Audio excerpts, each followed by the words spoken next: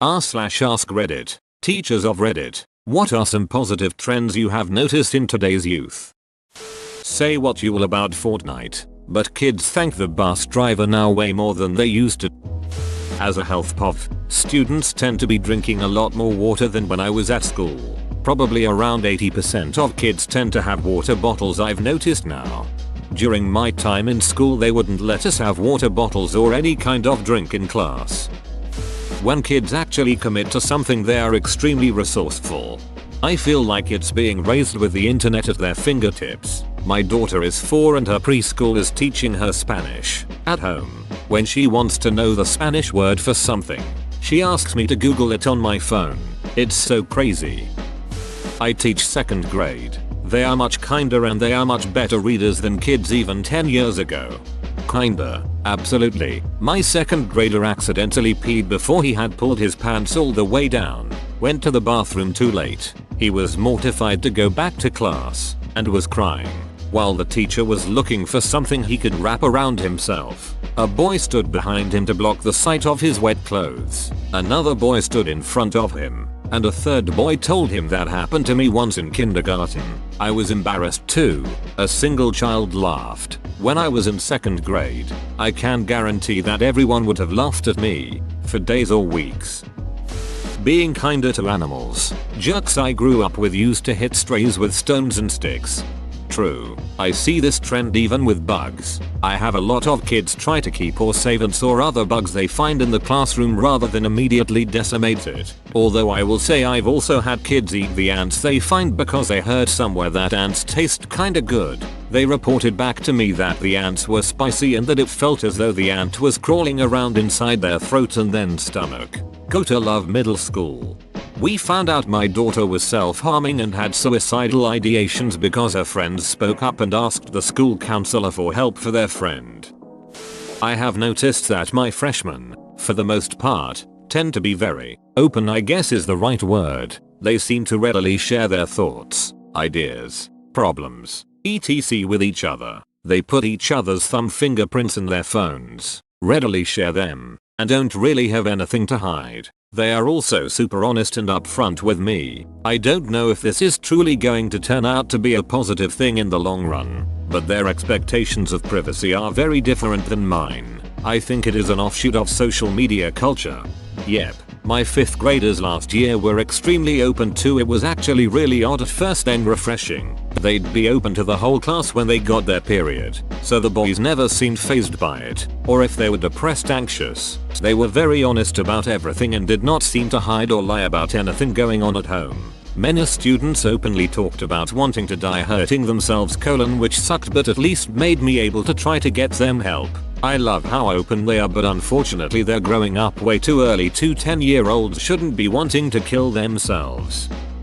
Art teacher here. My 6-year-old students are really good with encouraging statements, absolutely unprompted by us. We were working with Clay, and the shyest girl, who had never spoken once, said, "Wow Riley, you did a great job on your bunny. It looks beautiful." Or when a girl cried because hers broke, a student said, "Don't worry Coco, you can repair it. It'll be okay." Just very kind things like that. You wouldn't believe a 6-year-old would have the selflessness to say. I think if you watched some of the shows they watch, especially at that age, you'd find that they're mirroring things they've watched. Shows like Peppa Pig and Paw Patrol are full of examples like this for them to learn from. Daniel Tiger for the win. I remember back in grades 1-5 I always saw people thanking the janitor. My dad would always tell me how that never happened back in his day. In high school we had one janitor, and that janitor loved everyone. In turn we loved him back. We found out his wife got cancer and he had to take vacation to stay with his wife. The students pressured the board to give him more vacation, and the students raised about $5,000 for him too. This is probably going to get lost, but I teach emotionally disturbed kids who can't attend mainstream high school because of their behavior. These are kids that treat the majority of the people that they interact with like shit. They use slurs and swear and can just be all round horrible to each other. We have one kid who's full on autistic, but the parents refuse to have him diagnosed, so he's with us, not in an autism unit. They don't say a word to him. They listen to him rant about chickens and rabbits and even ask him questions about it. It's so bizarre to see kids frothing at the mouth and calling me a ducking dunt and then gently redirecting the autistic kid away. They're so much more accepting of disabilities than my gen was. It's great. They're more pragmatic about the choices they make, taking measures to reduce the amount of student debt they are going to accrue. They are also much more accepting of people of other cultures. Much less discrimination, it seems. Kids are incredibly intelligent. Because of the internet they have now, they can learn about anything whenever and quickly. They also learn more because parenting is improved, teaching is improved, and so they have so much more research on what they're doing that they become more efficient. The resumes I see from high school students are better than what I had graduating from college. I'd also second that they are much kinder. Some of the things I overhear flabbergast me with how different things are from when I was in high school 18 years ago. As someone who works with a lot of interns and hires a lot of new grads, I second this. College kids are so remarkable nowadays. It continues to amaze me. They are so intelligent, hardworking, and driven to learn that I couldn't imagine my college self from 15 years ago surviving in today's world. Makes me feel great about the future. I'm drill instructor, fire department. I work for a career department, so the 18-19 year recruits I get aren't customers providing revenue by paying to be there. They're paid to be there and can be fired. It's a lot like the military. Our academy was built around Paris Island's doctrine by a couple former Marine DIs. A decade ago this was used to take advantage of them. Badly. These days the wet behind the ears new high school grads are so incredibly, remarkably intelligent. Gone are the days where a recruit will blindly accept information. Now I have yet to have a recruit contradict a direct order, but in the presentation of information they will ask pertinent questions that absolutely keep us instructors accountable. And if I don't know the answer, oftentimes they will get on the internet and figure it out and bring it to me. Or they will bring several different possible answers to their questions and bring them to me for clarification. They also won't take injustice. In the fire service there is a long-standing rift between the old guard and the new. One former recruit was incorrectly disciplined for something he did not do, and it was proven as such. Unfortunately for him, his company officer and battalion officer were part of that old guard. Each emphatically urged him to take the discipline a formal write-up, plus exclusion from the pertaining activity for 12 months, to not rock the boat since you're new. Obviously he didn't. He fought it and won. But the old guard slandered his name and dismissed him as one of those disrespectful, self-centered millennials. Thankfully that mentality seems to be here to stay, as I see it more and more with every recruit class that comes through. The old ways of blatant injustice mislabeled as how we did it or respect are disappearing. Kids care about the environment, which is more than can be said for a lot of their parents. The trash tag posts are wonderful to see. We need more of that. I do sex ed for 14-16 year olds. They always ask how to satisfy the opposite sex and seem less selfish. Probably because TV and movies have made the joke about the unsatisfied spouse for like 30 years.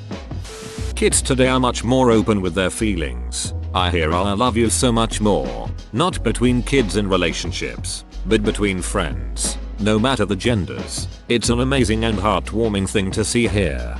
My friend recently graduated while I'm still a high schooler, and we were typing one day and she ended the conversation with "I gotta go. Love you." And I'm not the type to hug a friend, but I damn near cried at that "love you."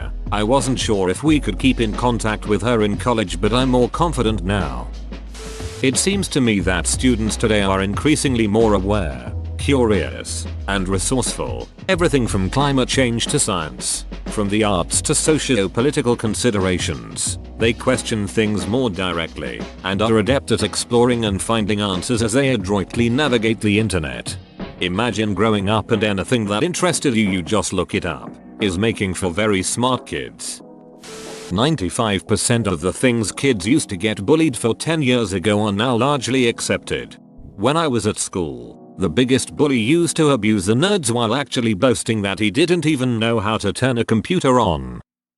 I'd say they're better at forming their own opinions on issues and morals, which I would largely attribute to their access to the internet and thus getting to see and hear a wider variety of viewpoints. I remember when it used to be that my dad likes Bush so I like Bush kind of thing, but now I hear kids have actually individual viewpoints and intelligent conversations about world issues. Plus, I feel like they're more open and honest. It's not uncommon for kids to tell me how they're feeling or what's going on with them in their personal lives or what they think of what's going on with the class or me. Usually all of this without any prompting. It helps me adjust to what they need and feel and want, and also just helps us build that bond. When I was their age, 7th grade, I was a steel trap when it came to talking to teachers about what was going on with me, and pretty much all my peers were the same. I totally relate. I once accidentally called my teacher mom and I still shudder when I recall that.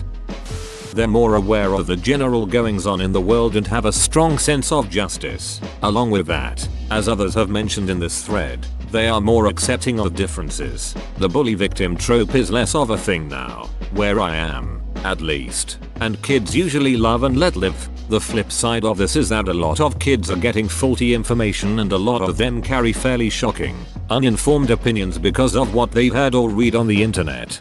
Yep, this second paragraph is sadly very true. I will also say that it's true of many adults as well though, lol.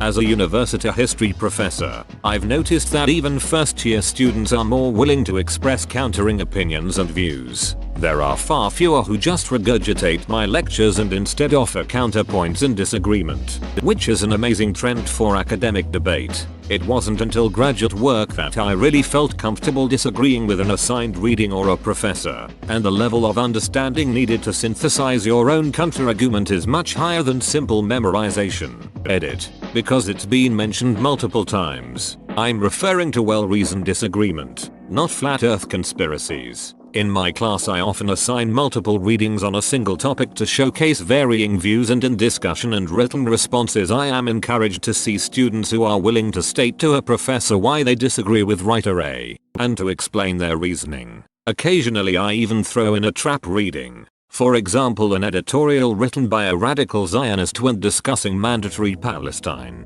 and I take special note of students who comment directly that the source is less credible because they took it upon themselves to look up the author and discovered their bias. To me, rote memorization of dates is largely useless, which is to say that I teach towards comprehension. For instance, I do not care that a student can from memory tell me that the Battle of Stalingrad ended on the 2nd of February 1943, but rather that they can explain why the result of that battle was so influential in the eventual outcome of the larger war, with extra points if they can point to ways it contributed to the establishment of the Iron Curtain and the Soviet influence in Eastern Europe after the war.